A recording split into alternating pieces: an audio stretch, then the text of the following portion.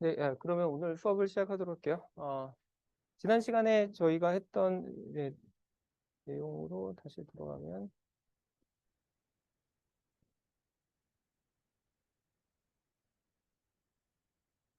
왜, 아, 해제? 어. 네, 그러면 지난 시간에 했던 내용부터 다시 한번 잠깐 간략하게 살펴보면은 저희가 지난 시간에 그 RLC 회로에 대해서 좀 얘기를 하면서 이 당시에 저희가 구했던 솔루션은 결국에는 저희가 여기에다가 그 입력으로 보통은 그냥 그러니까 0볼트가 계속 유지가 되다가 뭐 예를 들면 그러니까 T가 0초일 때 이때 갑자기 그 전압이 탁 올라가서 이럴 경우에 이 회로가 그 어떤 식으로 반응하는지 그걸 한번 계산을 해봤죠. 그래서 이렇게 직렬 회로를 계산을 했었고 제가 이걸 다시 한번 약간 리마인드를 다시 하는 이유가 오늘은 저희가 그러니까 저희가 풀 문제가 더 이상 이렇게 한 번에 올라가고 그다음에 계속 일정한 값이 유지되는 DC 경우가 아니라 이제는 다들 동영상을 봤을 거라고 생각을 하는데 프리에 트랜스폼 얘기를 하듯이 저희가 이제는 사이누소이드라는 그런 인풋에 대해서 이 회로를 해석할 거거든요. 그래서 이거를 좀 구별을 하기 위해서 이 얘기를 잠깐 한다고 보시면 될 것 같고요. 그래서 지난 시간에, 그러니까 지지난 시간에 사실은 그 동영상으로 중간에 했으니까 그래서 이때 얘기했던 솔루션들이 그러니까 일단 수학적인 솔루션은 거의 뭐 그 그냥 티피컬하게 나오는데 이게 실제로 우리가 해석을 하면 어떻게 되냐라는 걸 좀 보자고 했었죠. 그래서 방금 전에 얘기한 것처럼 이렇게 갑자기 0볼트에서 1볼트로 확 바뀌었다. 그러면 얘가 기본적으로는 거의 마지막에는 그 1볼트와 같은 그 전압을 따라가게 됩니다. 왜냐면은 이 회로를 보면은 제가 보통 얘기할 때 우리가 뭐 커패시터가 있으면은 그리고 뭐 인덕터가 있으면은 일단 이런 식의 한 번의 그 변화가 있고 난 다음에 이 입력이 더 이상 변하지 않으면은 그러면 아주 긴 시간이 지난 다음에 보통은 커패시터는 그 오픈 서킷으로 생각을 하고 그다음에 인덕터는 그냥 숏 서킷으로 생각하면 된다고 했죠. 그래서 쟤를 보면은 그냥 이렇게 여기에 이런 전압 소스가 있는데 여기에 그냥 여기는 쇼트가 돼 있고 그다음에 저항이 있고 그냥 여기에 오픈으로 이렇게 남아 있는 경우죠. 그렇기 때문에 여기가 1볼트가 걸리면은 여기도 마지막엔 최종 1볼트가 걸릴 겁니다. 그래서 그런 식으로 본다면 얘는 어쨌든 이 입력 저희가 여기에 V sub C에 여기에 그 전압을 계속 측정하고 있으면은 얘는 마지막에는 여기까지 가긴 하는데 여기까지 가는 옵션이 몇 가지가 다르다는 거였죠. 그래서 그때 그 얘기했던 게 만약에 댐핑이 충분하지 않다면은 그러면 처음에는 이렇게 오버슛이 쫙 일어나가지고 저렇게 한참 흔들리다가 그러다가 쫙 죽는 뭐 이런 현상을 봤었고요. 그래서 이거에 그냥 약간 물론 전기회로는 아니지만 일상에서 저희가 경험할 수 있는 게 뭐 예를 들면 자동차를 타고 가는데 거기에 그 쇼크 업소버 아니면 서스펜션이라고 하는 게 뭐 깨졌거나 뭐 그러면은 좀 안 좋거나 그러면 이런 식으로 막 울퉁불퉁 그러니까 막 이렇게 추렁추렁 하다가 마지막에 좀 뭐 멀미도 느끼고 그러죠. 그래서 그렇게 하는 방법이 있었고 반대의 경우로는 저희가 댐핑을 너무 많이 하면은 그러면은 댐핑하면은 기본적으로 이렇게 그러니까 댐핑을 충분히 많이 하면은 그럼 아예 오실레이션은 안 하는데 대신에 이게 원상복귀하는데 시간이 한참 걸린다고 했죠. 그래서 이런 가능성이 있었고 그래서 결국에는 이때는 보통은 제일 아이디어한 경우는 크리티컬 댐핑이라고 해가지고 이 그 저항값을 간신히 잘 맞춰주면은 여기 있는 저항값을 아주 적당한 값을 선택을 하면은 얘가 이런 식의 오버슛이 일어나기 바로 직전까지만 이렇게 당겨가지고 제일 빨리 올라갈 수 있게 해준다. 이런 식으로 얘기를 했었습니다. 그래서 이게 저희가 그 당시에 DC에 대해서 해석을 했던 거였고요. 근데 오늘부터는 이제 다룰 개념이 더 이상 이런 DC에 대한 인풋이 아니라 아예 처음부터 인풋 자체가 이렇게 그 사인으로 이렇게 들어오는 경우에 그럴 경우에 얘가 어떤 식으로 반응할지 그걸 한번 보자는 거였죠. 그리고 저희가 왜 이거에 대해서 관심을 갖냐? 사실은 물론 이런 경우도 많이 있겠지만 여러분들이 어떻게 보면 일상생활에서 전자기기를 제일 많이 사용하는 것 중에 하나가 뭐 지금 여기 마이크로폰도 뭐 작동을 하고 있지만 아니면은 뭐 음악을 듣거나 그럴 때 결국에는 항상 결국에 임의의 파형이라고 하는 게 지난 그 동영상에서 보셨듯이 결국에는 모두 다 되게 그 단순한 형태의 그런 사인파로 다 합성을 해낼 수 있다는 거죠. 그리고 이런 회로의 가장 중요한 특징이 그런 각각의 사인파들이 어떻게 반응할지를 저희가 이해를 하고 있으면은 그러면 걔네들이 합쳐졌을 때도 어떤 식으로 그러니까 어떤 식의 결과가 나올지를 저희가 예측할 수 있다는 겁니다. 그래서 저희가 예를 들면 이런 회로를 제가 딱 줬을 때 얘가 어떤 식으로 나오는지를 한번 예측을 해보려고 하는데요. 예, 그래서 만약에 저희가 여기 같은 경우에 그러니까 더 이상 이 회로를 약간 디지털 회로라고 보지 말고 지난번에 저희가 학기 중간쯤에 주로 다뤘던 그 앰플리파이어라고 한번 생각을 해보고, 예, 그럴 경우에 얘가 어떤 식으로 나올지를 한번 생각을 해보면요. 만약에 여기에 이런 커패시턴스가 없었다면, 그러니까 이거는 뭐 제가 일부러 단 게 아니라 뭐 항상 얘기하듯이 뭐 패러시틱 커패시턴스 같은 게 있는 건데, 얘가 만약에 없었다면은 제가 여기에 입력으로 뭐 100Hz의 신호를 넣든 200Hz의 신호를 넣든 항상 여기에 똑같은 크기의 출력 파형이 나올 겁니다. 그래서 보통은 저희가, 예, 이런 경우를 보통은 저희가 플랫을 어떻게 하냐면, 예, 여기에 나와 있는 것 같이 만약에 제가 입력 주파수를 뭐 100Hz, 뭐 200Hz, 300Hz 이렇게 넣었을 때 그때마다 출력의 이 파형이, 그러니까 이 출력파의 그 진폭이 얼만큼 유지가 되느냐. 예, 뭐 예를 들면 이게 증폭기였는데 뭐 10배짜리면은 입력에 대해서 계속 똑같은 주파수의 그러니까 10배가 증폭된, 예, 그런 파형이 나오기를 기대할 텐데, 뭐 만약에 이게 저주파일 경우에는, 그러니까 뭐 이 회로 같은 경우에는 보통은 저주파는 그대로 잘 살려주고 고주파는 많이 죽이는 편인데, 예, 그래서 예를 들면 이 정도의 저주파다 그러면은 얘가 나오는 그 진폭이 한 이 정도가 되기 때문에 저희가 플랫을 이렇게 해줍니다. 근데 이거의 주파수를, 예, 이 정도가 아니라 얘보다 더 주파수를 높인다. 예, 그러면은 그 다음부터는 어느 정도까지는 얘가 진폭이 계속 유지가 돼요. 그러면 이럴 경우에는 저희가 이거를 계속 그려가지고 여기도 이 정도 주파수가, 이 정도 진폭이 유지되고 하는데, 근데 제가 점점 더 주파수를 늘린다.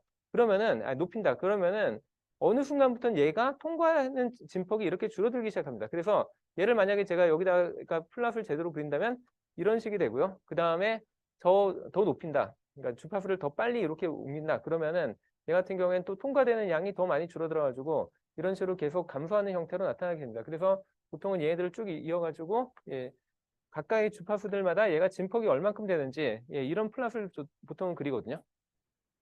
이게 경우에 따라서는 필요한 경우도 있고 아니면 저희가 이거를 꼭 어떻게든 피하고 싶은 경우도 있는데요. 그러니까 어떤 경우냐면 예를 들면은 제가 어떤 신호를 보내고 있는데 아마 이런 그러니까 마이크를 제가 사용하다 보면 가끔씩 뭐 삑삑하는 경우가 있잖아요. 그럴 경우에는 사실은 삑 하는 소리는 당연히 고주파니까, 그런데 제가 만들어낼 수 있는 소리가, 그러니까 그 정도의 그 주파수 대역이 아니라면 오히려 마이크가 제 음성을 받아들이다가 그런 삑 하는 소리가 들어오면은 아예 잘라버리면 좋겠죠. 그럴 경우에는 이렇게 고주파로 들어온 애들을 진폭을 죽이면은 그럼 훨씬 더 유리한 거죠. 그래서 이런 경우에는 저희는 보통은 낮은 주파수를 통과시킨다고 해서 로우 패스 필터라는 개념을, 그러니까 로우 패스 필터라는 이름을 부르고요. 근데 또 경우에 따라서는 저희가 일부러 높은 주파수를 또 통과시켜야 될 경우도 있거든요. 왜냐하면 낮은 주파수에 만약에 제가 알고 있는 그런 어떤 그 노이즈가 많이 껴있다. 예, 그러면은 그쪽을 잘라버리고 높은 주파수만, 예, 보낼 수도 있습니다. 그리고 제가 뭐 푸리에 트랜스폼 설명하면서 뭐 했던 얘기들 중에 하나가 뭐 예를 들면 제가 어떤 음파를 보내는데 얘를 일부러 높은 대역으로 보내겠다. 예, 그러면은 만약에 그리고 제가 그 대역으로 무조건 보낼 걸 안다면 걔보다 낮은 주파수 대역에 뭐 신호들은 들어온다 하더라도 다 잡음으로 생각해가지고 다 죽이기를 원할 수 있죠. 그럴 경우에는 오히려 그 얘와 반대로, 그러니까 이런 저주파는 다 죽여버리고 그 다음에 고주파는 통과시키는 뭐 이런 식으로 할 수 있다는 겁니다. 그리고 에, 그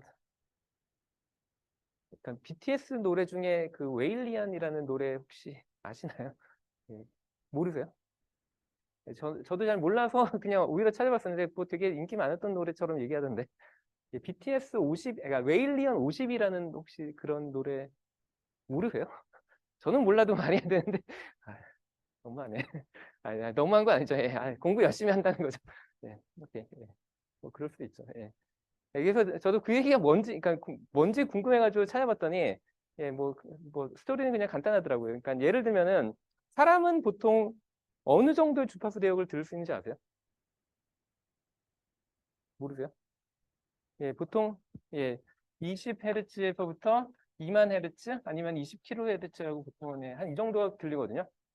근데 그러니까 고래들은 보통은 50Hz보다 훨씬 낮은 주파수, 한 40Hz 그 정도까지밖에 못 듣는다고 하더라고요. 근데 어느 날이 아니라 연구자들이 뭐 연구를 하다 보니까 해양에서 계속 어떤 음파들이 나오는 걸 계속 모니터링하고 있었는데 어느 순간 52Hz에 해당하는 그런 소리가 계속 들리는데 결국에는 따져보니까 몇십 년 동안 추적을 해보니까 결국에 이게 한 마리가 계속 내는 소리였다.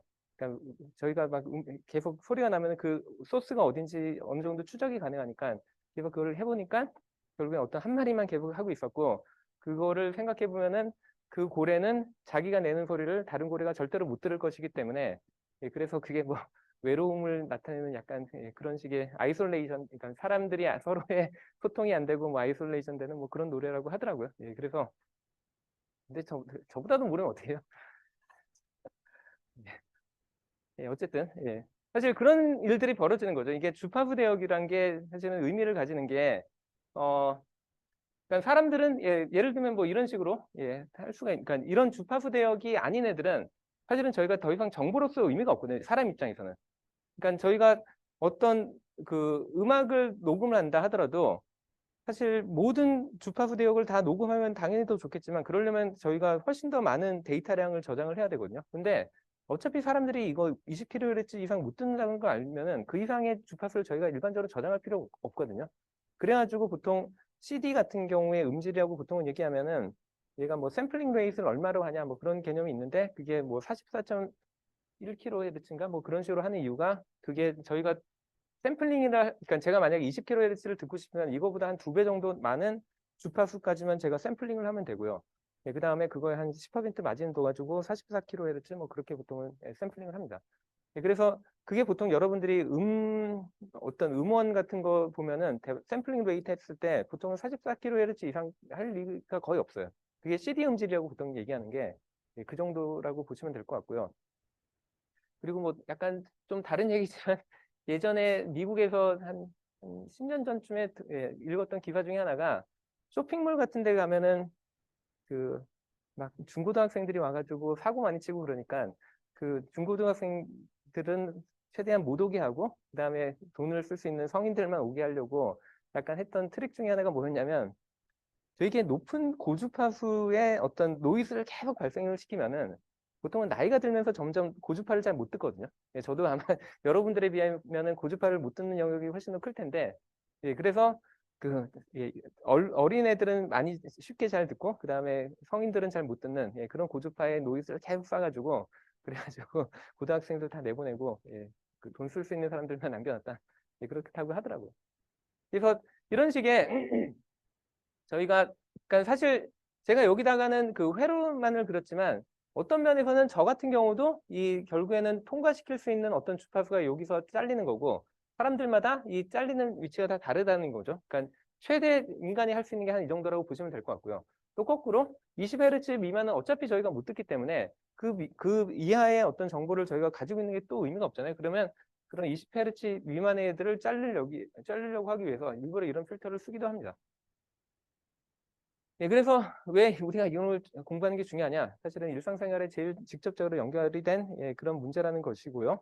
예, 그래서 예를 들면 제가 그러니까 뭐 제가 만약에 한 10kHz밖에 못 듣는다. 그러면은 보통 이런 식의 커브 형태로 나타날 거고요. 그래서 이런 보통 이런 시점을 보통은 저희는 컷오프 프리퀀시라고 불러서 오메가 서브 C 보통 이렇게 하는데 나중에 뭐 계속 나올 게 보통 지난번에 보면은 이런 RC 회로가 있을 때 그때 보통은 나타내는 게 RC 타임 컨스탄트라고 해가지고 얘가 얼마나 빨리 여기까지 쫓아가냐 요거를 나타내는 시간을 나타냈잖아요. 근데 재밌는 게 보통 이런 회로 같은 경우에 그러면 얼만큼의 높은 고주파수까지를 통과시키냐 할 때 나타내는 RC 컷오프 프리퀀시가 보통은 얘의 역수에 해당됩니다. 그래서 이게 이게 느리면 느릴수록 얘는 그 낮은 주파수만 통과시키고 왜냐면 이 값이 크다는 거는 그만큼 이게 짧다는 거, 그러니까 그 영역이 작다는 거죠. 그래서 그럴 경우에는 낮은 주파수만 통과를 시키고 그 만약에 RC 타임 컨스턴트가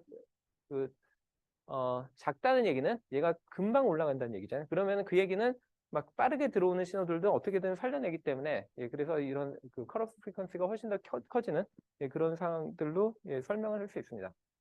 그래서 이 정도면은 뭐 그래도 충분히 배울 만한 가치가 있을 거로 보이고 그래서 한번 그 해석을 한번 해볼게요.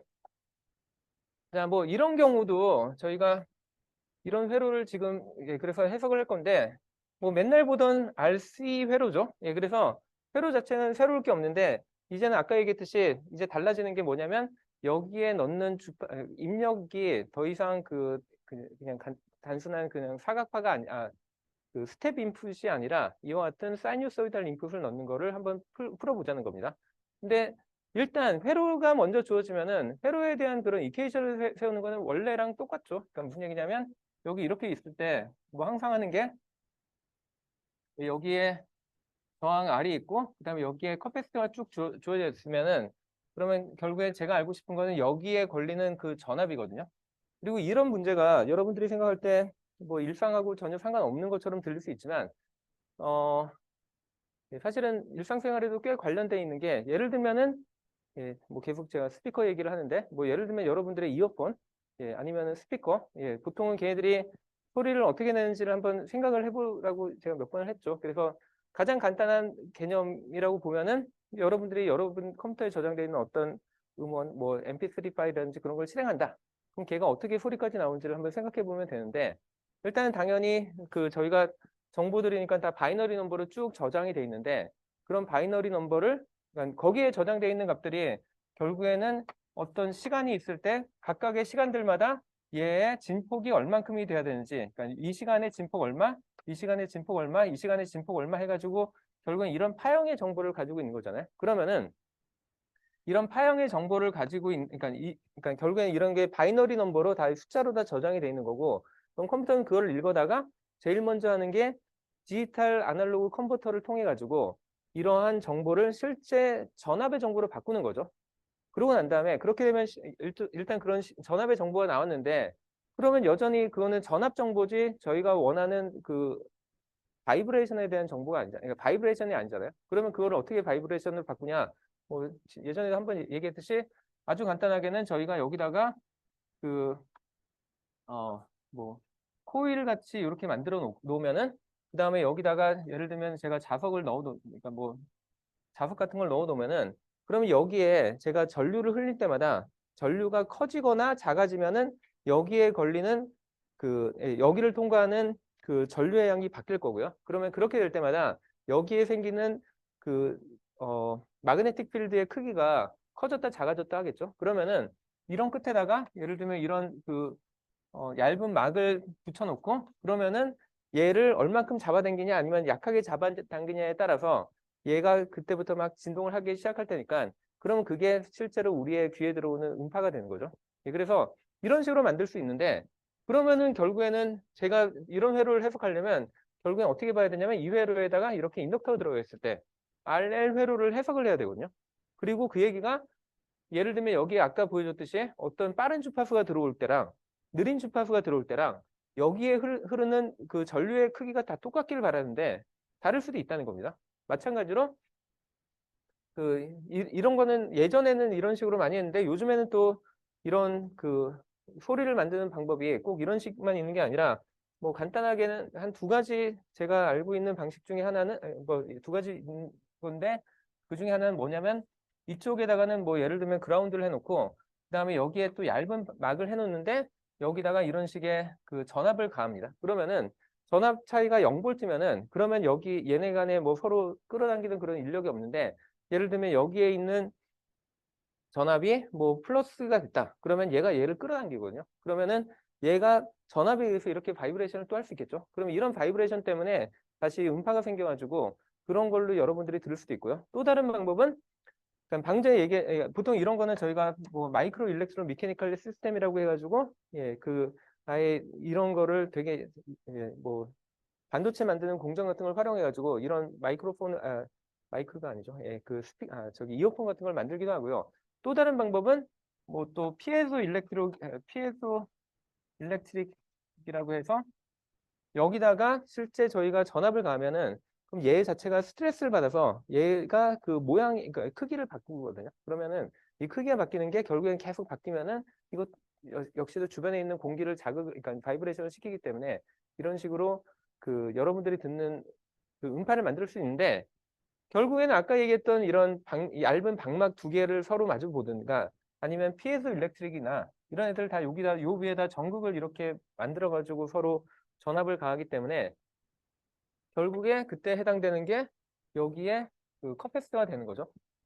그래서 문제는 뭐냐면 여기 그러니까 저런 그 스피커 그 뭐 이어폰에 해당되는 애들이 이런 커패시턴스를 가지고 있고 그다음에 저는 여기에 뭐 저항이 있을 거고 그다음에 여기에 어떤 신호가 이렇게 들어오면은 도대체 이렇게 들어온 신호가 제대로 여기에 적용이 돼야 그래야지 제가 바이브레이션을 제대로 할 거잖아요. 제가 원하는 만큼 그러니까 더 크게 바이브레이션을 해야 될 때 더 작게 해야 될 때 제대로 반응을 할 텐데 만약에 아까처럼 얘는 이만큼의 진폭이 들어오는데 여기서 나오는 여기에 실제로 나타나는 전압의 크기는 이거보다 훨씬 더 작다. 그러면은 신호에 왜곡이 생기겠죠. 뭐 예를 들면은 그러니까 저주파는 그대로 크기가 나오는데 고주파는 되게 그 진폭이 작아지면은 여러분들이 듣는 소리가 뭐 지난번에 그 동영상에 녹음했던 그 신호들처럼 고주파는 다 잘라버리고 저주파만 보내는 그렇게 되면은 왜곡된 신호를 여러분들이 듣게 되는 거죠. 뭐 그게 그래서 사실은 어떻게 보면은 비싼 그런 뭐 이어폰이라든지 뭐 그런 애들의 원래 가치는 제가 볼 때는 이 사람이 들을 수 있는 주파수 대역의 최대한 모든 신호를 그대로 제대로 재생해내야 되고 그다음에 그거랑 필요 없는 애들 잘 잘라주고 그런 것들이라고 보는데 뭐 여러분들이 돈을 쓸 때는 뭐가 중요한지 잘 모르겠어요. 뭐 디자인이 더 중요할 것 같기도 하고 편리성이 더 중요할 수도 있는데 제가 볼 때는 아마도 소리를 얼만큼 그러니까 주파수를 얼만큼 왜곡을 안 시키고 잘 통과시키냐 그거가 아마 꽤 핵심적인 기능일 거라고 저는 생각을 합니다. 네.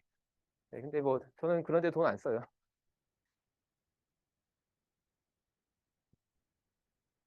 그래서 어쨌든 한번 다시 보면은 결국에 제가 하고 싶은 거는 여기에 통과하는 뭐 전류를 이렇게 했을 때 저희가 보통 이거를 푸는 방법이 결국에 항상 노드 어널리시스를 많이 한다고 했죠. 그래서 여기다가 뭐 그라운드 해놓고 그러면 여기에 걸리는 전압은 V sub C일 테니까 그러면은 또 KCL을 적용하면은 이쪽에서 이쪽으로 그리고 여기에 전압을 제가 V sub I라고 했을 때 그러면 여기서 여기로 흐르는 전류의 크기는 V sub C 빼기 V sub I의 분의 R이 될 거고요. 그 다음에 이쪽으로 흐르는 전류를 I라고 그러니까 I라고 일단은 해놓고, 그래서 얘네들의 합이 0이 돼야 된다가 KCL이죠. 그리고 뭐 계속 얘기하지만 여기에 흐르는 전류는 결국에는 우리가 그, 그, 어,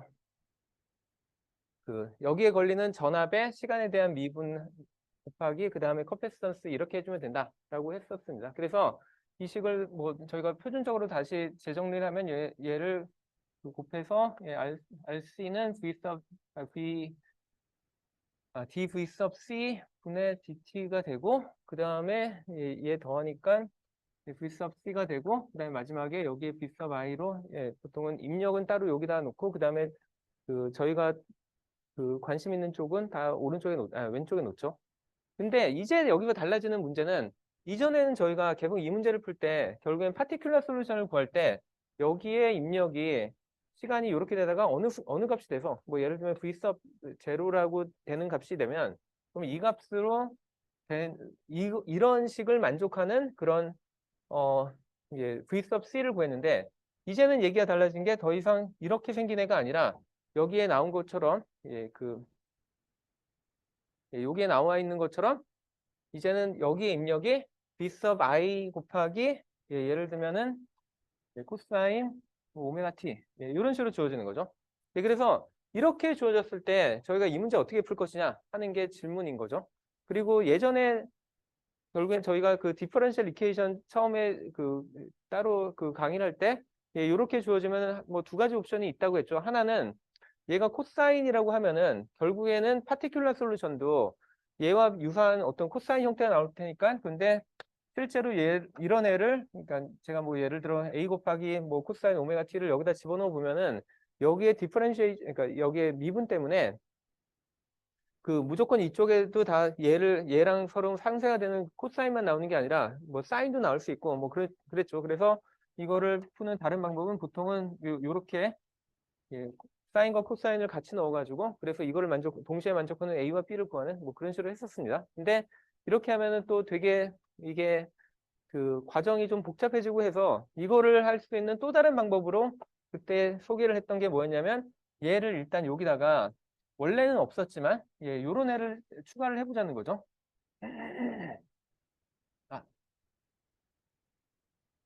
예, 이와 같은 그, 어, 예, 그 허수부를 원래는 없었는데 이런 애를 추가하면은 그러면 이게 갑자기 문제가 좀 쉬워지는 게 이게 결국에는 V sub i에 그다음에 나머지 코사인 이거랑 그다음 J 사인 오메가는 저희는 일반적으로 예, 이런 식으로 그 오일러 릴레이션으로 갈아칠 수 있다는 거죠. 그리고 이렇게 되면은 저희가 문제가 쉬워지는 이유가 보통 파티큘러 솔루션이 이쪽에 익스포넨셜 함수가 나타나면은 그러면은 파티큘러 솔루션도 결국에 얘와 그이 넌 호모지니어스 파트에 나타나는 얘와 똑같은 주파수를 가진 이런 성분으로 저희가 얻을 수 있다는 거죠. 그래서 어, 예, 그래서 지금 여기서 예, 구하는 것처럼 예, 뭐 예를 들면은 예, 뭐 어, 예,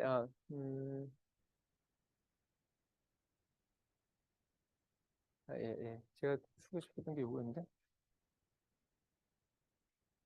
제가 결국에는 앞에 그 얼마일지를 모르기 때문에 일단은 그 얼마인지 모르는 예, 이런 함수, 그러니까 이런 상수를 먼저 놔두고요. 예, 그 다음에 얘를 여기다 집어넣어 가지고 예, 결국에 그러면 얘가 어떻게 되냐면 여기다 집어넣으면은 RC 곱하기 그 다음에 B sub P에다가 그 다음에 이 전체에 대해서 미분을 해주면은 J 오메가 나올 거고요. 그 다음에 익스포넨셜 J 오메가 T가 나오겠죠. 그래서 일단 이 첫 번째 텀이 나오고 그 다음에 여기다 더하기 B sub P에 익스포넨셜 J 오메가 T 하고 그 다음에 오른쪽에 B sub I에 익스포넨셜의 J 오메가 T 예, 이런 식으로 나올 수 있고요. 예, 그러면은 저희는 이제 예, 여기를 공통으로 돼 있는 애들 다 묶어보면은 얘는 RC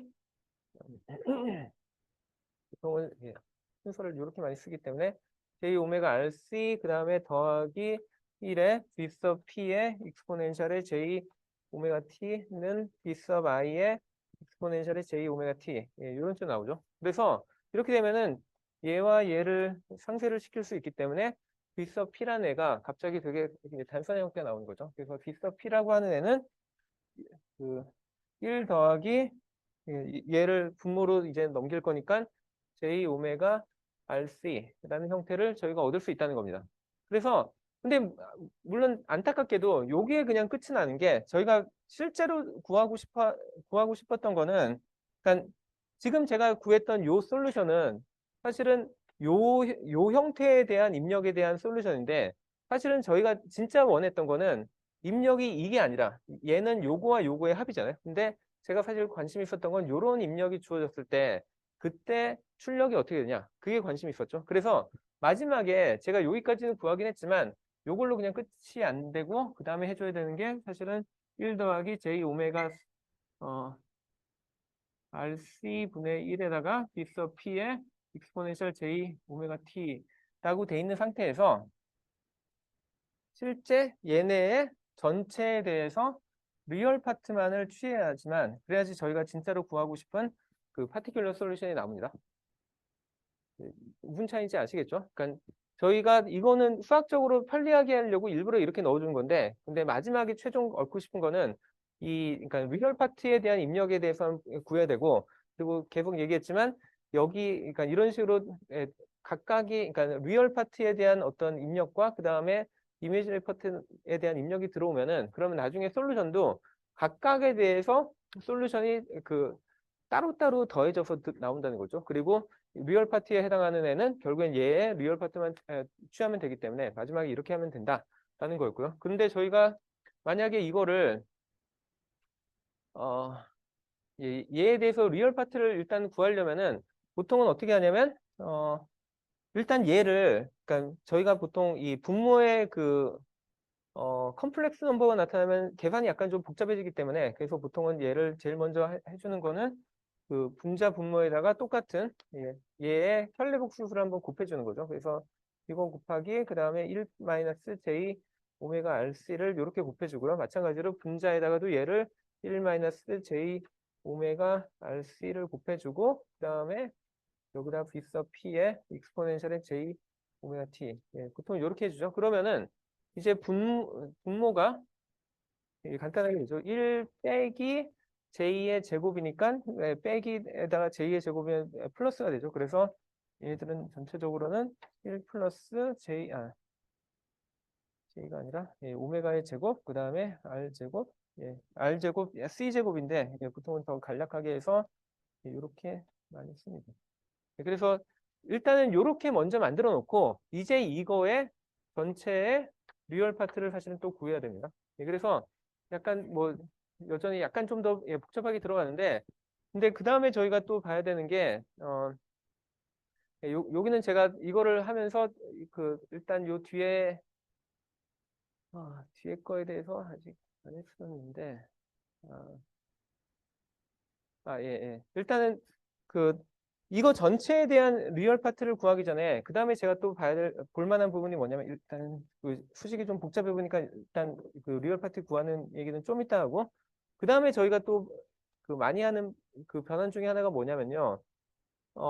지금 예를 들면 이런 식의 어떤 A 플러스 JB와 같이 이런 식의 어떤 복소부 형태가 나타났다. 아니면은 저기처럼 그냥 알파 베타라고 해보면은 알파랑 그 다음에 베타에 이런 식의 임의의 복소수가 나타나면은 얘를 표기하는 한 가지 방법은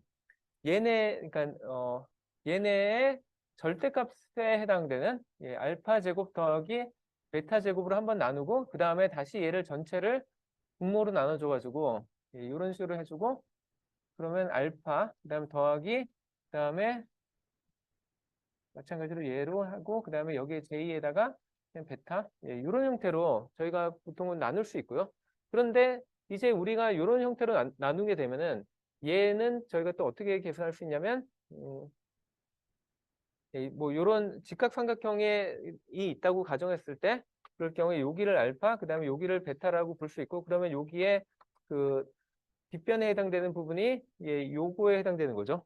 그래서 저희가 저 위에 있는 애를 쓸 수 있는 방법 중에 하나가 그러니까 예를 들면 여기에 앵글을 그러니까 알파 베타가 주어졌을 때 그때 여기 앵글을 파이라고 하면은 그러면은 저희는 탄젠트 파이는 알파분의 베타에 해당되는 이런 관계를 가지고 그 다음에 제가 이거를 전체적으로 이렇게 나눠준 이유는 그러면은 이거 전체의 절대값의 크기는 그러면 1이 되거든요. 그래서 이 뒤쪽 부분을 저희가 다르게 써주면은 얘는 여기 제가 구했던 그러니까 위상에 해당되는 이런 형태로 저희가 보통은 치환을 할 수 있습니다. 그러니까 다시 쓸 수가 있습니다. 그래서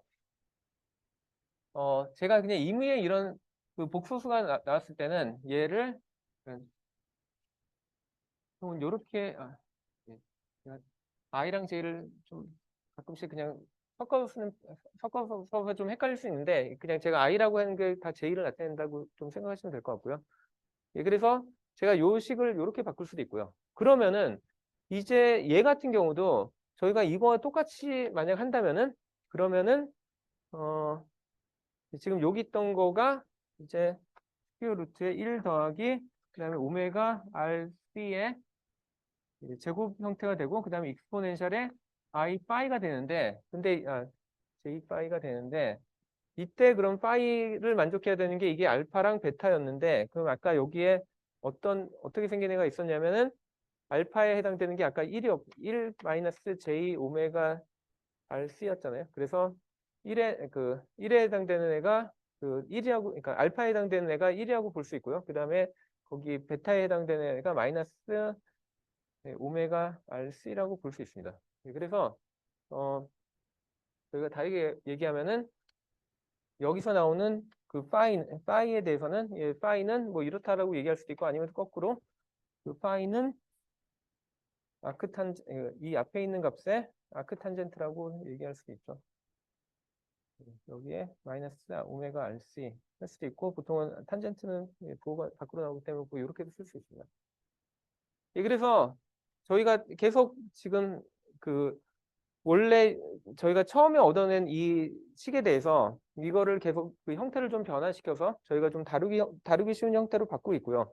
자, 이렇게 하면 뭐 한 가지 저희가 간략하게 할 수 있는 거는 이제 얘와 요 분모에 있는 애 서로 비교를 해보면은 그러면은 요 분모는 요거의 제곱에 해당되죠. 그래서 제가 이거를 그냥 나눠버리면은 그러면은 분모는 이렇게 되는 거죠. 그래서 분모에 해당되는 부분은 이렇게 되고, 그 다음에 분자에 해당되는 애가 누군지를 살펴보면은, 그러면은 이제 이게 앞에 그러니까 어, 그, 그러니까 실수로 돼 있는 그 진폭을 나타내는 V sub P, 그러니까 얘가 이게 V sub P가 아니라 V sub I가 되고요. 예. 그러니까 얘도 V sub I가 되고, 예. 그래서 예, 여기에 V sub I가 나오고, 그 다음에 그 이제 익스포넨셜 두 개가 서로 곱해진 형태니까 얘를 또 다르게 쓰면은 익스포넨셜의 J의 파이 더하기 오메가 T, 예, 요와 같은 형태가 나오게 됩니다. 그래서 지금 요 안에 있던 애를 제가 그 리얼 파트만 나중에 빼낼 때 좀 편리하게 하려고 이런 형태로 좀 다시 재정리를 했고요.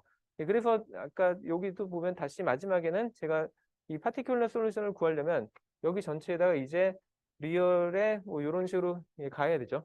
근데 이제는 이게 꽤 그 계산이 편리해진 게 분모 같은 경우에는 이거는 그 실수의 제곱, 실수의 덧셈의 제곱근이니까 뭐 이거는 그대로 나올 거고요. 그 다음에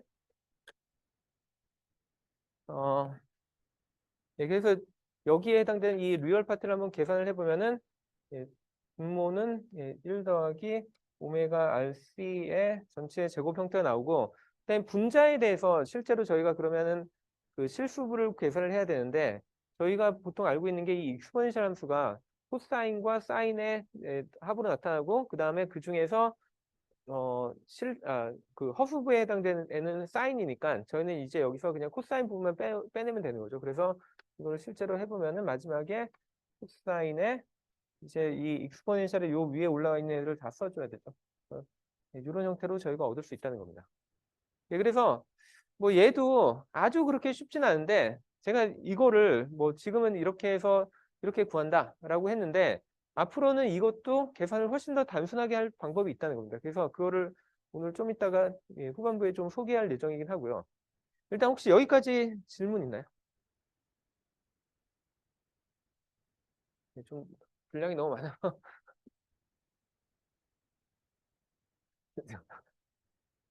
네, 질문을 못 하는 건가요?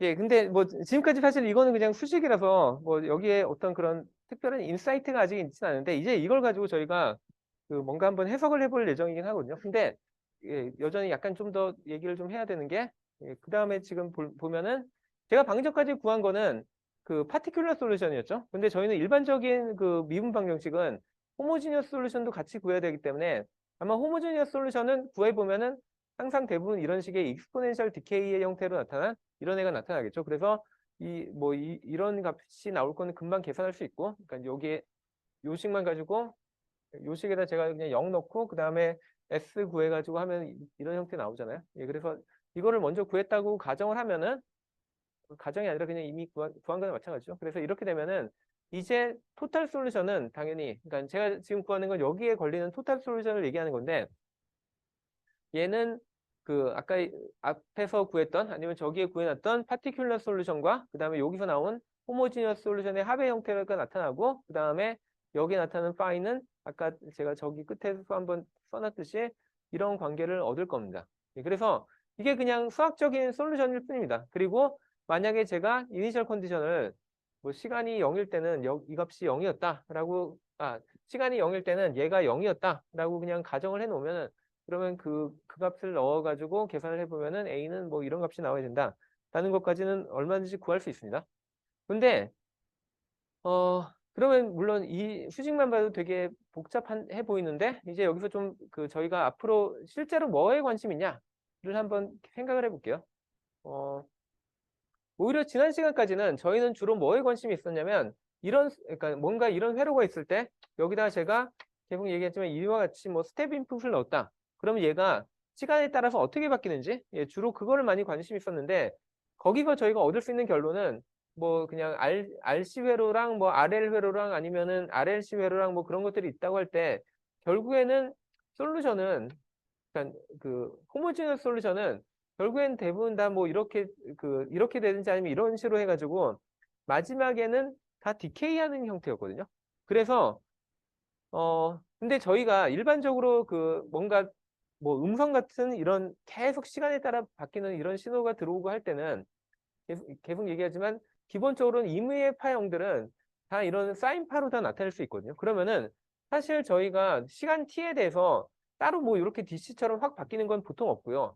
보통은 이런 사인파가 옛날부터 계속 들어오고 있는 상황입니다. 그래서 되게 오랜 시간, 어느 정도만 시간이 지나면 사실은 이런 호모지니어스 솔루션에 의한 그 익스포넨셜 디케이들은 다 사라지고 결국에 솔루션에 남는 중요한 애들은 그냥 이런 그 파티큘러 솔루션 이 부분만 주로 남거든요. 그래서 저희는 앞으로 해석을 할 때는 그러니까 그 사인 형태의 이런 입력이 들어오는 문제에 대해서 주로 해석을 할 때는 그때는 더 이상 이 호모지니어스 솔루션은 고려를 하지 않고 사인에 대한 출력 그러니까 그 사인에 대한 출력만 주로 관심을 가질 예정입니다. 그래서 이렇게 되면 더 이상 얘까지도 고려하지 않고 그다음에 요것만 하면 되니까 좀 편해지게 되죠. 그리고 이럴 경우에는 아예 얘에 대해서 저희가 따로 이름을 가지고 있는 게 사이누소이달 스테디 스테이트 아웃풋이라고 보통은 부릅니다.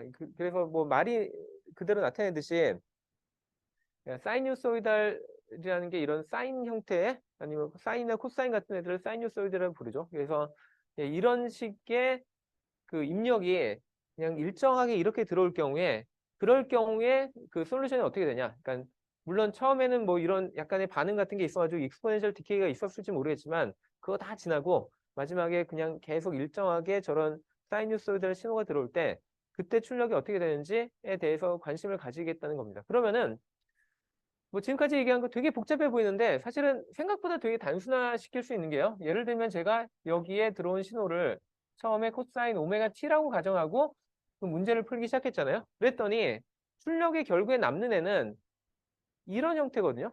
그럼 이 형태를 보면은 제가 실제로 누구한테 관심을 가져야 될지를 딱 보면은 사실은 요거는 이미 제가 주어진 그 입력으로 주어진 파의 입력파 그러니까 얘의 진폭일 뿐이잖아요. 그래서 이거는 이미 그 주어진 거고 그 다음에 오메가 t 그러니까 여기 나오는 오메가 t는 어차피 처음에 들어올 때 얘가 오메가 t였거든요. 그래서 그 값도 그대로 유지가 됩니다. 그러면 제가 실제로 찾아야 되는 건 누구냐면 여기로 볼 때는 B sub i를 제외한 나머지 부분 이 부분에 대해서 정보를 찾아야 되고요.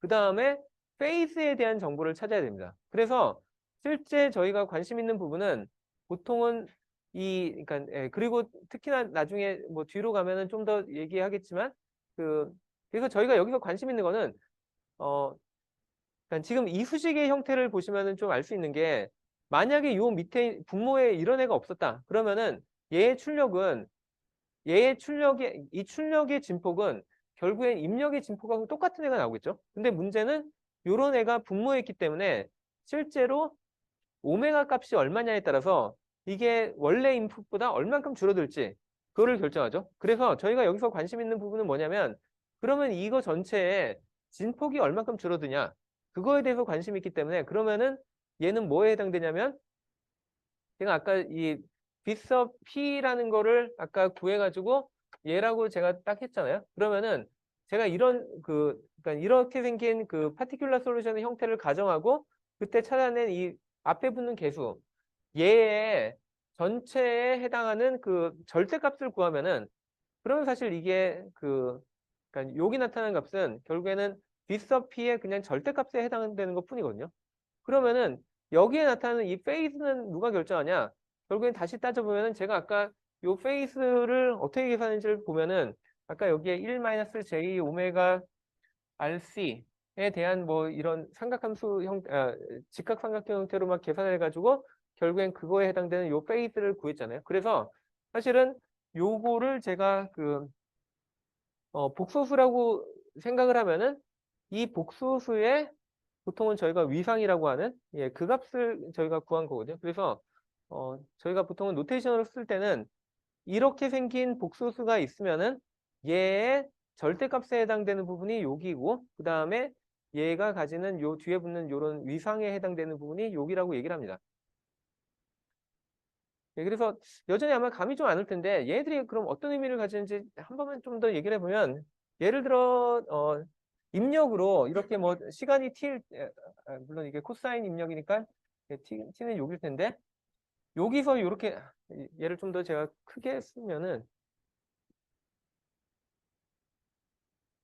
입력이 예를 들면 t고 b sub i가 여기 b sub i라는 진폭을 가지고 이렇게 들어오면은 이게 입력이죠. 그러면은 출력에 해당되는 애가 뭔지를 보면은 일단 그러니까 얘의 진폭은 b sub i랑 똑같은 게 아니라 저기 나와 있듯이 스퀘어 루트에 뭐 1 더하기 오메가 rc 제곱에 해당되고 예, 그만큼의 어떤 진폭이 나올 거고요. 그 다음에 그러면 이게 코사인으로 시작했으니까 얘도 그냥 똑같이 코사인이 되길 바라는데 사실은 여기 보면은 파이라는 애가 남아있잖아요. 그래서 만약에 시간에 t에다 0을 넣는다 하더라도 이게 그럼 코사인 0인 1이 되는 게 아니라 실제로 이때의 값은 뭐가 되냐면 코사인 파이가 됩니다. 그래서 실제 이게 시작점이 여기가 될지 여기가 될지 여기가 될지는 사실 저 파이 값이 결정을 하거든요. 그래서 저 파이 값에 따라서 어떤 경우에 이게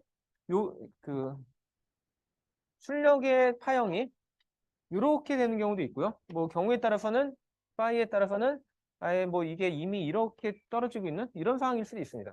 그래서 사실 제가 요렇게 그 파를 넣었는데도 얘가 어떤 때는 더 빨리 나오는 경우도 있고 아니면 더 느리게 나오는 경우도 있어요. 그래서 저게 파이가 얼마인지를 저희가 좀 알아야 돼요.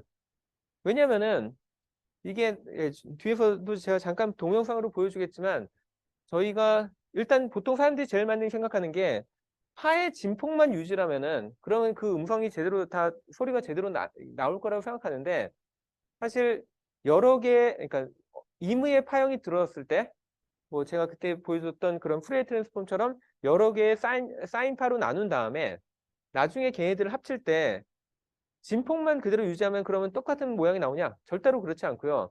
진폭하고 그 다음에 걔네 간의 위상 차이가 있으면 그 위상까지 정확하게 맞춰서 넣어줘야지 그래야지 원래 모양이 나오고 아니면 완전 다른 모양이 나옵니다. 그거는 제가 뒤에서 그 예제를 한번 보여드리도록 할게요. 그래서 예, 저희가 여기서 얻고 싶은 거는 얘의 진폭에 대한 정보와 그 다음에 얘가 얼만큼 그 위상이 틀어졌는지 예, 그 정보를 다 알고 싶다는 거고 근데 그 정보가 사실은 아까 얘기했던 요 b sub i라는 요 하나의 값에 다, 다 포함되어 있다는 거죠. 그래서 결국엔 제가 해야 되는 건 요것만 찾으면 돼요. 요것만. 예, 그 다음에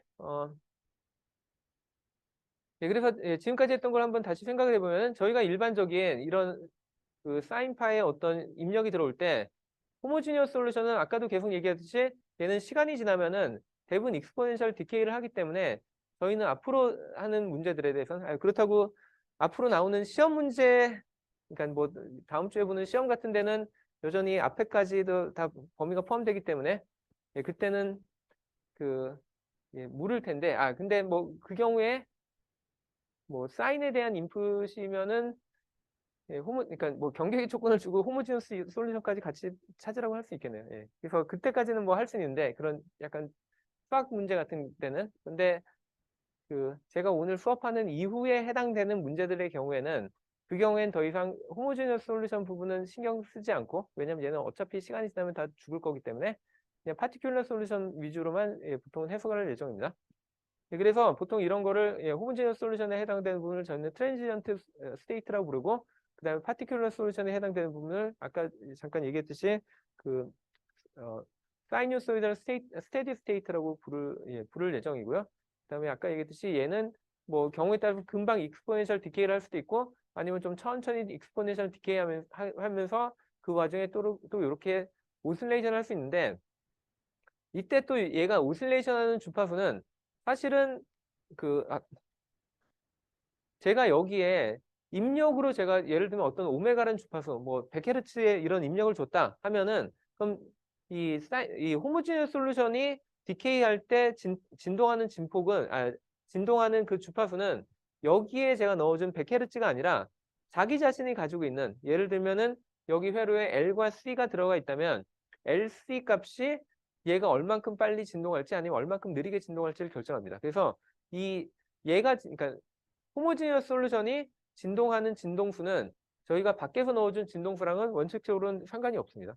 그래서 이거는 약간 좀 뭐 약간 테크니컬하게 디테일하게 들어가면 좀 알고 있어야 되는 점이긴 한데 뭐 지금 이 과목에서 얘기할 때는 뭐 그렇게 중요하진 않기 때문에 그냥 이럴 수도 있다라는 것 정도만 알면 될 것 같고요.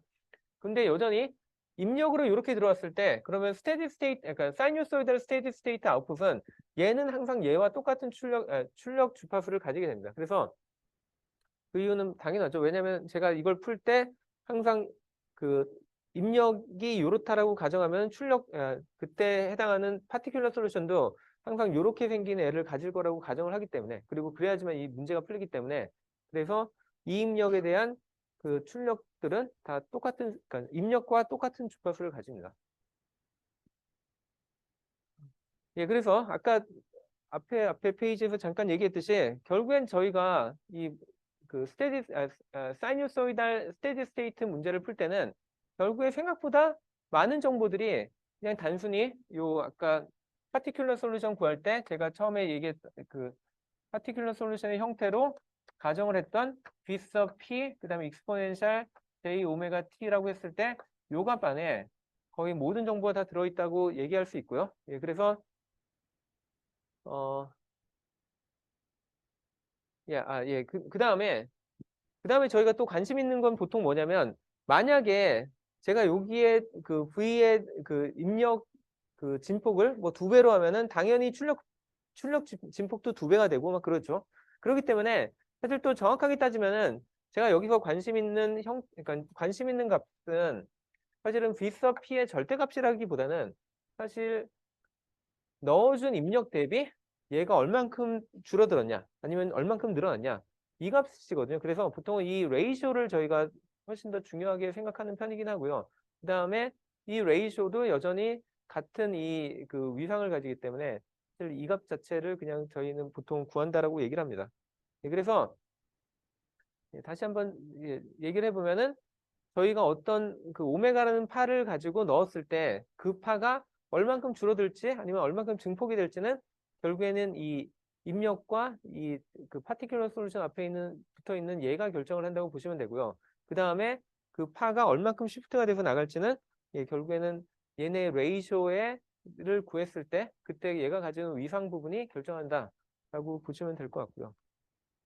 예, 그래서 지금까지 저희가 했던 일을 한번 그냥 간략하게 정리를 해보면, 원래는 저희가 어떻게 했었냐면 아까 처음처럼 이렇게 그 미분 방정식을 쭉 다 쓴 다음에 그 다음에 뭐 복잡한 이런 뭐 그 관계들을 쭉 이용해 가지고 그래서 결국에는 이런 파티큘러 솔루션을 구했었는데, 근데 앞으로는 저희가 어떻게 할 수 있냐면 앞으로는 그 이런 식으로 하지 않고 그러니까 죄송합니다. 이게 그 제가 아예 오늘은 하지 않았던, 그러니까 원래 저희가 생각할 때는 파티큘러 솔루션 형태가 뭐 요런 식으로 주어지면 코사인과 사인의 조합으로 나올 거니까 그런 식으로 해가지고 푸는 게 한 가지 방법이었다면, 오늘 했던 방식은 예전에도 한번 다시 보여줬듯이 얘를 아예 이런 식의 익스포넨셜 형태로 먼저 바꾼 다음에, 그러면 저희가 그 다음에 다뤘던 형태가 사실은 미분 방정식을 풀기보다는 결국에는 거의 그 엘지브라, 그러니까 그 컴플렉스 넘버에 대한 엘지브라를 주로 했던 것처럼 했죠. 그래서 그런 식으로 문제를 좀 많이 바꿨고, 그 다음에 맨 마지막에 제대로 된 원래 솔루션을 얻기 위해서 그냥 리얼 파트를 다시 취하는 그런 식으로 진행을 할 수가 있었습니다. 근데 이것도 이미 꽤 편리해 보이긴 한데 뭐 뒤에서는 이것보다 더 쉬운 그 방법을 좀 얘기를 할 예정이긴 하고요. 그 다음에 그러면 저희가 이때 관심을 가져야 되는 건 주로 뭐냐 했을 때 아까 계속 얘기했듯이 입력의 진폭 대비 출력에 나오는 이 일종의 진폭이라고 볼 수 있는데, 이 진폭은 컴플렉스 넘버에 해당되는 그런 진폭을 저희가 그 앞으로 줄 거고요. 그래서 보통은 저희가 이 인풋분의 출력에 해당되는 부분을 저희는 보통 뭐라고 부르냐면 트랜스퍼 펑션이라고 부른다. 왜냐면은 내가 어떤 입력이 쫙 들어왔을 때 그때 그 출력 관계가 나오죠. 그래서 그거를 여기서 여기로 전달된다고 보기 때문에 그래서 그거를 트랜스퍼 펑션 관계라고 부르고, 이 경우에는 방금 전에 보여드렸던 이런 형태가 되죠.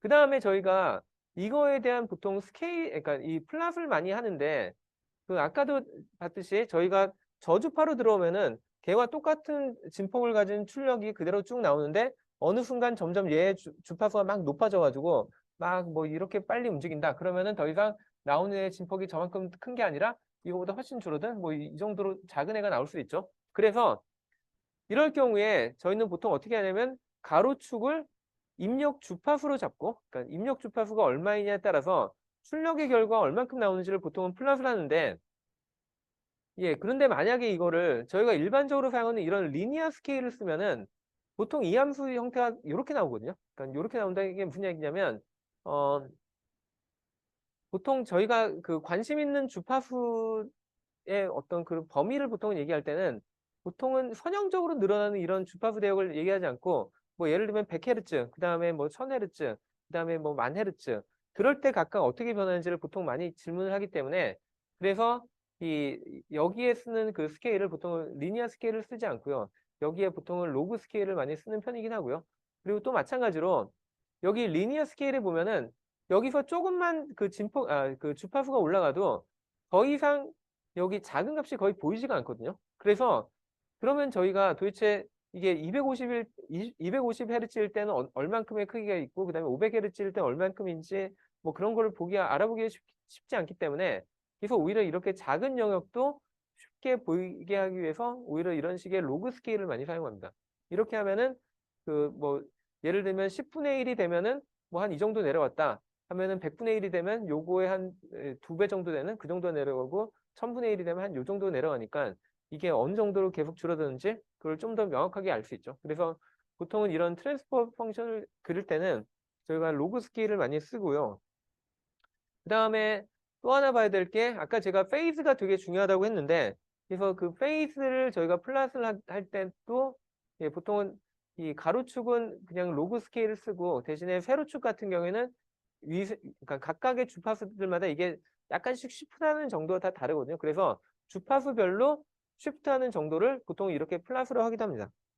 네, 그리고 그 이런 페이스가 얼만큼 중요한지를 제가 잠깐만 그냥 예제로 일단 첫 번째로 보여줄 수 있는 거는 다음과 같은 그 파들을 합쳐가지고 그러니까 제가 이거는 지난 그 동영상으로 녹화했던 그 후레 트랜스폼 관련된 그 강의 자료에 있었던 거랑 같은 내용, 유사한 내용인데 그때 제가 뭘 보여줬었냐면 이렇게 사각파에 해당하는 애를 이렇게 여러 개의 주파수 성분으로 쪼갠 다음에 걔네들을 다시 조금씩 더하면 어떻게 보이는지를 한번 보여줬었죠. 그래서 이게 그 펀더멘탈 주파수라고 하는 거고 이게 서드 오더라고 하는 그러니까 3차 하모닉에 해당되는 애고 얘가 5차 그다음에 7차 뭐 이렇게 가는 애들인데 펀더멘탈인 애랑 그다음에 3차 하모닉을 더하면은 모양이 그래도 좀 이제 그 처음에 가지고 있던 이런 사인 모양보다 훨씬 더 사각파에 좀 가까워졌죠. 그리고 여기 5차를 더하면 뭐 이렇게 되고 7차를 더하면 이렇게 모양이 점점점 그 사각파에 가까워지는데 얘와 얘의 유일한 차이는 뭐냐면요. 아마 거의 눈으로 잘 느껴지지 않을 텐데 이 원래 그러니까 펀더멘탈 주파수인 얘 노란색과 그다음에 파란색을 제가 약간의 쉬프트를 줬거든요. 위상을. 보이세요? 이 차이가. 예, 거의 눈에도 안 띌 정도인데 이 정도면 위상이 차이 나도 더하면은 금방 티가 난다는 겁니다. 여기는 그냥 그래도 두 개가 같은 높이인데 얘만 해도 이미 이렇게 쉬프트가 됐죠. 그러니까 막 하나는 작고 하나는 더 크고 뭐 요런 식으로 됐죠. 그 다음에 얘도 제가 약간만 쉬프트를 시킨 거고 얘도 약간만 쉬프트를 시켰는데 약간만 이거 위상이 안 맞아도 완전히 엉망이 된다는 걸 보일 수 있죠. 예, 그래서 사실은 이게 저희가 어떤 음성 같은 거를 그러니까 여러 개의 주파수로 분해를 했다 다시 합성할 때 위상이 약간만 틀어져도 전혀 다른 식의 그런 음성이 나올 수 있다는 겁니다. 예, 그리고 그거를 약간 이건 음성 얘기는 아니지만 그래도 좀 동영상으로 제가 한번 보여줄 만한 게 뭐냐면 예, 여기 있는데 자, 이 경우는 일단 모든 위상이 이 뒤에 거를 먼저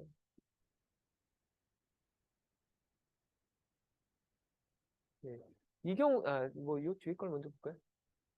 지금 요 뒤에 게 보여주는 게 위상이 만약에 약간씩 서로 틀어졌다면 어떤 식의 파형이 나오는지를 한번 보시면 좋을 텐데 여기 보시면은 이렇게 시간이 지나면 그러니까 지금 이게 여러 개의 그 하모닉들이 합쳐진 거거든요. 그래서 여기 있는 게 제일 낮은 주파수를 가지니까 얘가 펀더멘탈 주파수고 얘가 뭐 세컨드 하모닉 그러니까 2차, 3차, 4차, 5차 이렇게 돼 있는데 얘들을 제가 그냥 약간씩만 이렇게 위상을 틀어서 합쳐보면은 지금 앞에서 본 것처럼 그, 어, 여기 보면은 예, 이런 식으로 시간이 지남에 따라 그 파형이 계속 바뀐다는 겁니다. 근데 저희가 보통 원하는 건 이런 게 아니겠죠? 그래서 만약에 저게 제대로만 됐다면 어떤 식으로 보일 거냐면 그 거의 그러니까 그 1차, 2차, 3차 그 하모닉들은 다 똑같은데 그런데 얘는 이제 위상이 정확하게 맞을 경우에는 이제 여기 나갈 때 보면은 이렇게 생긴 애가 계속 진행되는데 전혀 모양의 왜곡이 없죠. 그래서 저게 위상이 서로 얼마나 잘 맞느냐 안 맞느냐가 아주 중요하기 때문에 그 아까 제가 얘기할 때 뭐 그런 이어폰이나 그런 거 그러니까 예, 그런 거를 살 때 그 주파수 대역을 얼마나 잘 살려주는지도 중요하다고 했는데 그와 동시에 또 중요한 게 뭐냐면 이만큼의 이런 위상이 틀어지지 않는 거. 예, 그래서 사실 저게 정말 되게 어려운 기술 중에 하나거든요. 그러니까 되게 높은 주파수나 낮은 주파수나 계속 똑같은 위상을 유지하는 거. 여기 보시면은 주파수가 달라짐에 따라서 위상이 전혀 없다, 차이가 거의 없다가 거의 90도까지 차이 나는 뭐 그런 걸 볼 수 있잖아요. 그러면은 두 개의 신호를 합쳤을 때 완전히 다른 그 파형이 나타날 수 있다는 겁니다. 예, 뭐 이런 것 같은. 얘는 90도도 아니고 거의 뭐 눈에도 띄지 않을 정도인데. 예. 예, 그래서 예, 여기까지가 일단은 그 첫 번째 형태, 그러니까 첫 번째 종류의 그 어널리시스라고 하면은 이제는 이거를 약간 좀 다르게 한번 좀 해석을 해볼게요. 그러니까 제가 지금까지 저희가 했던 그 결과를 한번 보면은 지금 여기에 나타낸 것과 같이 B섭 P는 뭐 제가 여기다가 1 더하기 J 오메가 RC에다가 곱하기 B sub I 뭐 이렇게 했었는데 이제는 여기에 뭐 이유는 잘 모를 수도 있겠지만 여기 분자와 분모를 J 오메가 RC로 J 오메가 C로 한번 제가 나눠 볼게요. 그러면은 당연히 그냥 J 오메가 C 이렇게 될 거고 그다음에 얘가 J 오메가 C 그다음 더하기 R에 B sub I 뭐 이런 형태로 되겠죠. 수직이.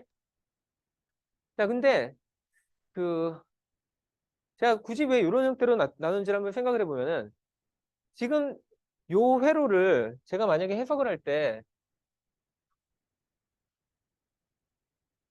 제가 아까 관심 있는 게 여기 그 커패스터였는데 만약에 제가 요게 어떤 새로운 그 저항인 R1이었다고 생각을 한다면 그리고 제가 만약에 여러분들 질문이 여기에 제가 입력으로 B sub I라는 애를 넣었는데 그럴 때 여기에 걸리는 전압이 얼마냐? 라고 질문하면 뭐 일단 요거의 형태는 볼티지 디바이더니까 그러면은 얘를 어떻게 쓸 거냐면 얘를 당연히 그 R1 더하기 R분의 그 다음에 R1 곱하기 B sub I 뭐 이렇게 쓰겠죠?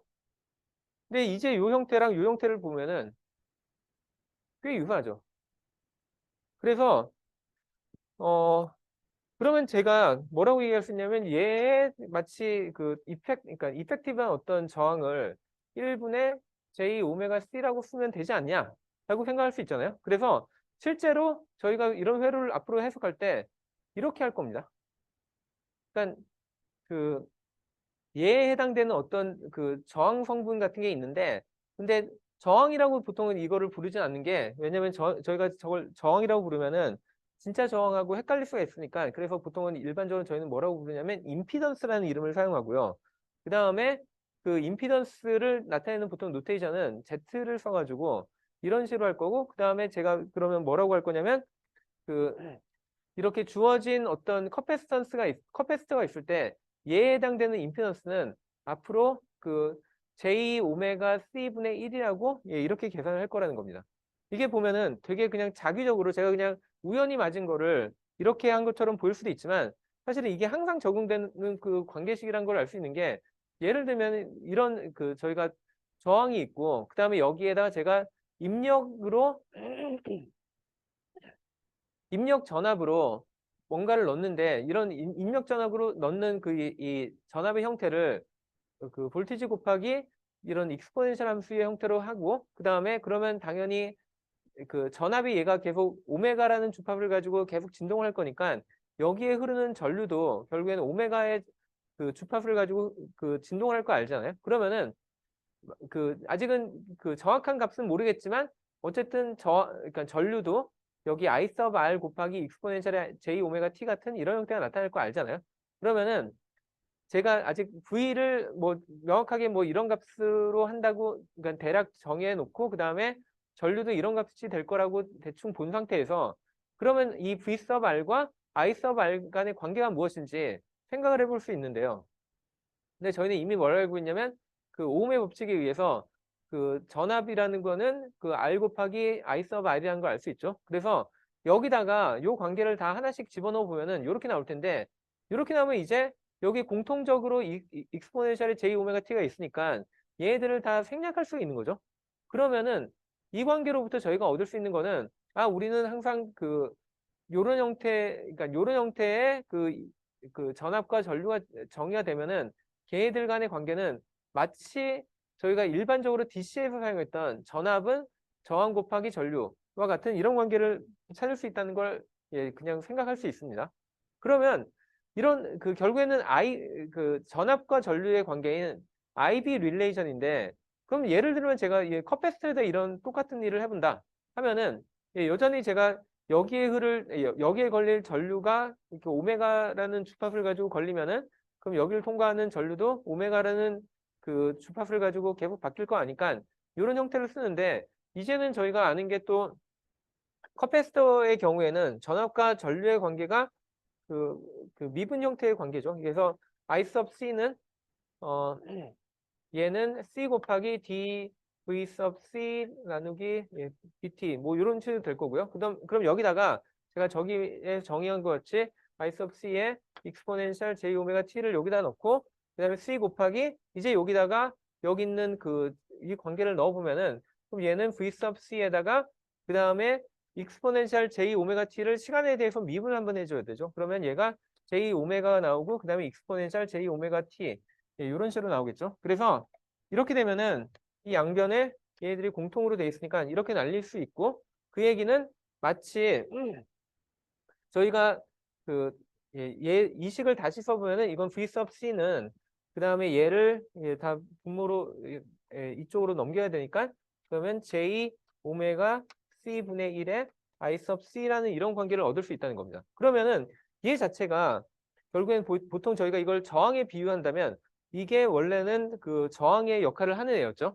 근데 더 이상 저희는 이런 애를 저항이라고, 그러니까 커패시터에 대해서는 저희가 이런 애를 저항이라고 부르면 안 되기 때문에 그래서 저희는 이거를 임피던스라고 부르고 그다음에 얘를 보통 나타낼 때는 Z의 서브스크립트 C 뭐 이런 식으로 해가지고 그 커패시터일 경우에는 커패시터의 임피던스는 이렇게 된다라고 보통은 얘기를 합니다.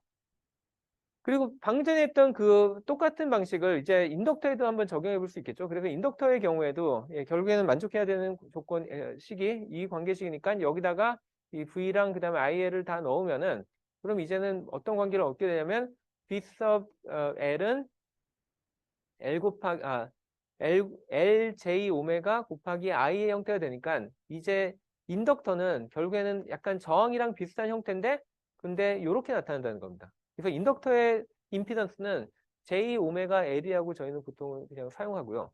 그러면 앞으로 저희가 이런 문제 풀 때 커패시터가 나타나면 걔는 그냥 J 오메가 C분의 1로 대체라고 만약 여기 인덕터가 나타나면 J 오메가 L이라고 그냥 대체를 한 다음에 그 다음에 평소에 배웠던 그, 뭐, 볼테이지 디바이더 공식이라든지 아니면 앞에서 저희가 그 이번 학기 초반에 많이 배웠던 그 저항을 가지고 회로를 해석하는 것들 있잖아요. 그 방법을 그대로 적용해도 돼요. 그러고 난 다음에 맨 마지막에 그 Z는 뭐 J 오메가 L 그 다음에 ZL은 그 다음에 Z sub C는 뭐 J 오메가 C분의 1 뭐 이런 식으로만 다 대체라면은 그럼 문제가 다 해결된다는 겁니다. 물론 이거는 입력이 사이누소이달 인풋일 때만 가능한데 아까도 얘기했듯이 일단은 저희는 앞으로는 관심을 거의 다 저런 사이누소이달 인풋만 다룰 거기 때문에 그러면 저 문제가 되게 쉬워지는 거죠. 그래서 방금 전에 얘기했던 거를 다 정리를 다시 해보면 이렇게 된다는 것이고요.